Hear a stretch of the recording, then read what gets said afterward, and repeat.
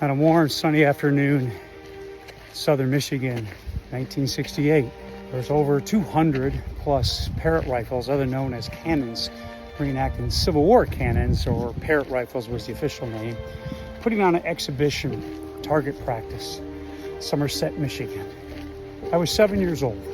My brother and I were up against along the rope, and right in front of us, 20 feet or less, plugging our ears, the burst of the cannon fire. You could feel the heat blast you back, and it was like exhilarating.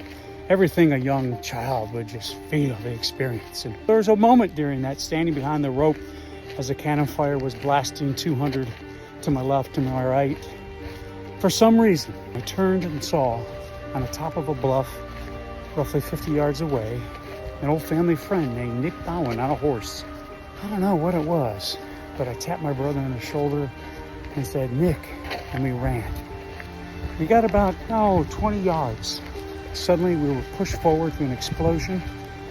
I turned around as I fell to the ground, and there was a large mushroom crowd. Tragic.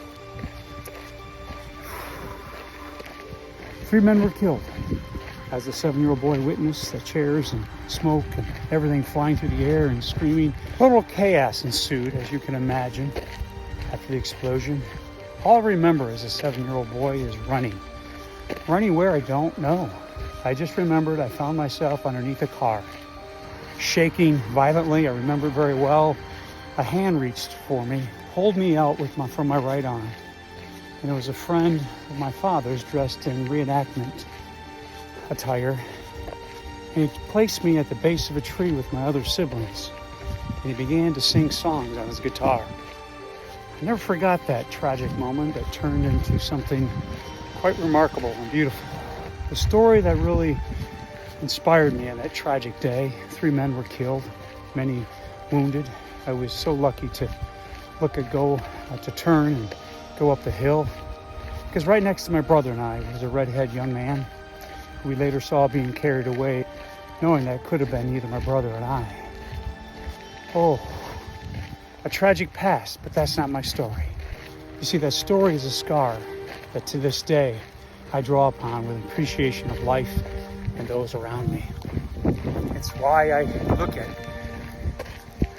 tragic, heartfelt events of our past that can be moments that could define a person's life. But I think at that moment, or I know at that moment, I began to appreciate so much more. I remember that drive home, a silent 2.5-hour drive home. Maybe a few words from my mom, dad in the front seat.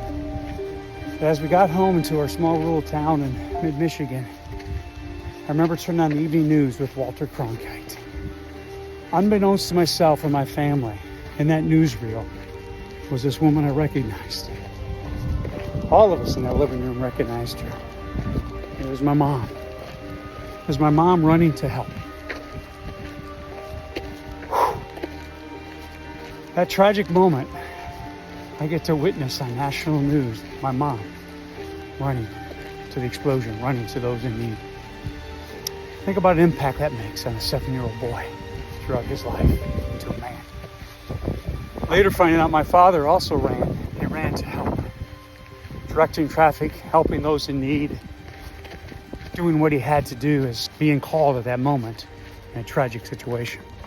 As I process this story that I'm sharing with you here today, I'm reminded of, and within tragedy can be triumph. Within tragedy can be found hope, faith, and love. Within tragedy, we can find our heroes. On that day, I discovered my parents were amazing heroes to not just myself and my siblings, but to the world around them. I carry this with me today. I carry with me love, heroic measures, the courageous decisions they made in their life make the world a better place. I never forgot that tragic moment, because today it's a triumph in my heart, my soul. It's a scar, the story I want to tell. It's a scar to give me hope, faith, and love in the human condition. Sherpa leader, stay blessed.